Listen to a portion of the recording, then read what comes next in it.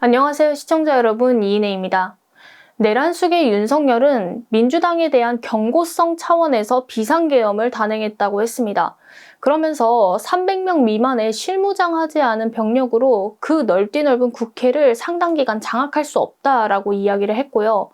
또 내란의 핵심 피의자로도 꼽히고 있는 김용현 같은 경우에도 군은 최소한의 병력만 투입했다라고 이야기를 했습니다. 그러나 일전에 홍장원 국정원 1차장은 윤석열이 이번 기회에 다 잡아들여 싹 다 정리해라고 말했다고 했는데, 이를 방증하듯 현재까지 밝혀진 불법 비상계엄에 투입된 군 병력들을 보게 되면 그 계엄군 규모가 상당히 많습니다. 즉 국회를 점거하고 국회의원을 체포하고 의회를 해산시키면서, 그리고 저항하는 시민들을 탄압하고 죽이고자 한 것으로 윤석열이 말한 것처럼 결코 민주당에 경고하는 수준은 아니었다라는 것입니다.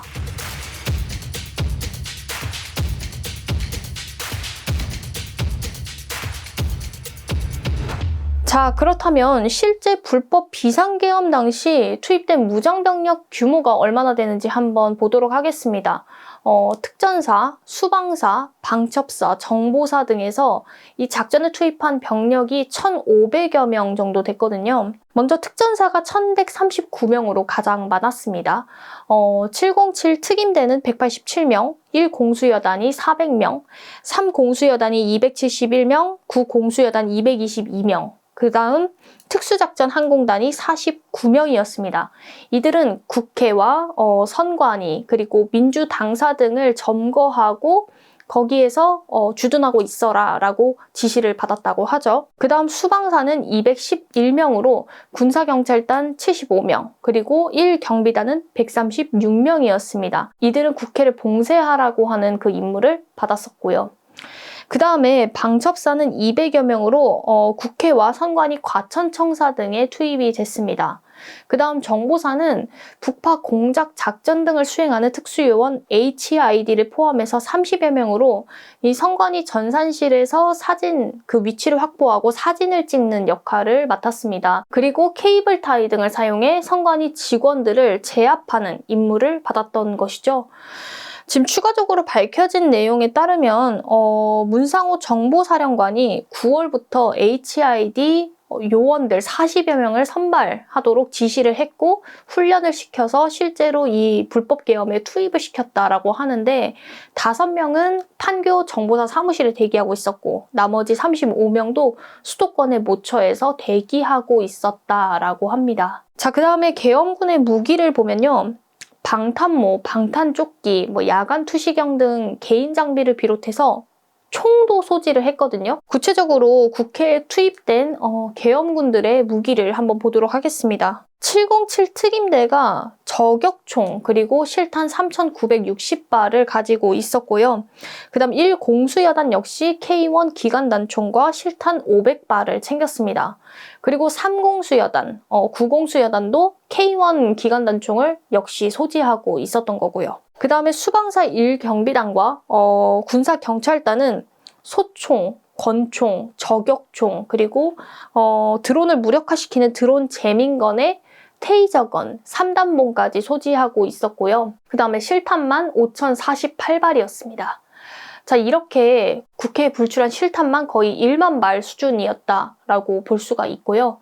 그 다음에 국회 외에 선관위 그리고 민주당사에 갔던 계엄군들도 K1 기관단총, 그 다음에 고무탄, 가스총 등을 휴대하고 있었습니다. 계엄군의 이동수단의 경우에는 군용 차량이 총 107대가 이동을 했습니다.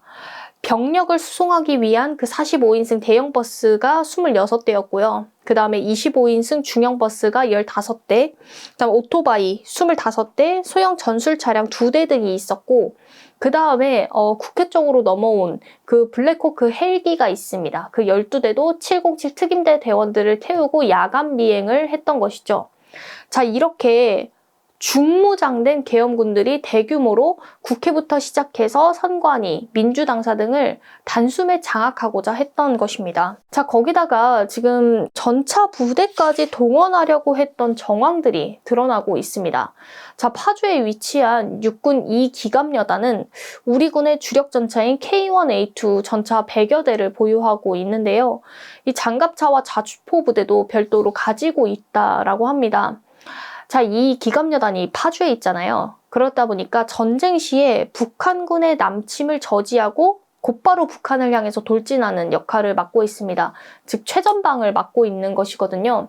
근데 만약에 이 부대가 불법 비상계엄에 동원돼서 서울로 오게 됐다. 그러면은 지금 그 최전방을 지키고 있던 이 기갑여단이 없기 때문에 북한군의 무력 위협 시 최전방이 무방비로 노출되는 상황이 벌어지게 되는 거고, 결국 그렇게 해서 안보가 무너지게 되는 것입니다. 그런데 이 부대를 불법 계엄에 동원해서 서울로 투입시키려고 했던 정황들이 드러나게 된 것입니다. 구체적으로 육군 제2기갑여단장인 93회 여단장이 있습니다.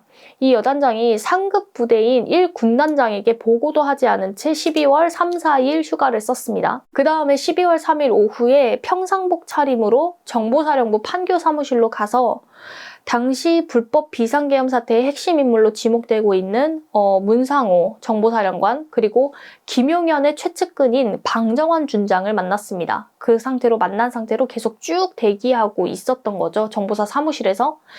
즉 미리 불법 비상계엄을 인지하고 있었던 93회 여단장이 자기 직속 상관한테 보고도 하지 않은 채 불법 비상계엄 기획자들과 함께 있으면서 만약에 시민과 군이 충돌할 경우에 탱크 그리고 장갑차까지 동원해서 시민들을 강제 진압하려고 했던 것으로 해석되는 대목인 것입니다. 자, 이처럼 조직적으로 준비된 계엄군에 심지어 탱크와 장갑차로 무장된 전차부대까지 동원하고자 했는데, 여러분 이게 어떻게 민주당에 대한 경고성 차원의 계엄이겠습니까? 이거는 이 정도의 병력이라고 하면요, 저항하는 시민들조차 구금할 수 있었던 거죠. 자, 이렇게 내란 세력이 이번에 준비한 것들을 보게 되면 굉장히 치밀하고 또 조직적으로 규모 있게 준비를 했습니다. 자, 이렇게까지 준비를 했는데 앞으로도 제2, 제3의 내란이 또 일어나지 않으리라는 법이 없는 것입니다. 자, 이번에 이 불법 비상계엄에 대해서 처벌을 하지 않으면 우리는 언제든 계엄군들이 활개를 칠 수 있는 나라가 될 것이고요. 또 내란에 취약한 나라가 될 것입니다. 그렇기 때문에 이번 기회에 반드시 처벌을 해야 되는 것이죠. 그런데 정말 심각한 문제는 이 내란 수계 윤석열이 아직도 체포 그리고 구속되지 않았습니다. 그리고 공수처의 출석 조사에도 불응하고 있고요. 또 탄핵 서류도 거부한 채 관저에 칩거를 하고 있습니다. 그러면서 자신은 계속 내란을 일으킨 적이 없다, 계엄은 불법이 아니다 라는 그 말도 안 되는 변명들을 늘어놓고 있는 상황인데요. 자, 이에 대해서 헌재에서 하루라도 빨리 윤석열 파면을 시켜서 이 위험천만한 내란 수기 윤석열이 더 이상 판치지 못하도록 막아야 할 것입니다. 자, 박근혜 때는 여러 법리적인 쟁점들이 있었기 때문에 탄핵 심판이 꽤 시간이 걸렸었습니다. 그렇지만 윤석열의 경우 내란이라고 하는 것들이 분명하기 때문에 너무나도 명백한 탄핵 사유가 있지 않습니까? 그렇기 때문에 탄핵 심판이 오래 걸리지는 않을 것입니다. 오래 걸린다고 하면 더 이상한 것이겠죠? 더욱이 현재 광화문 집회가 열리고 있습니다.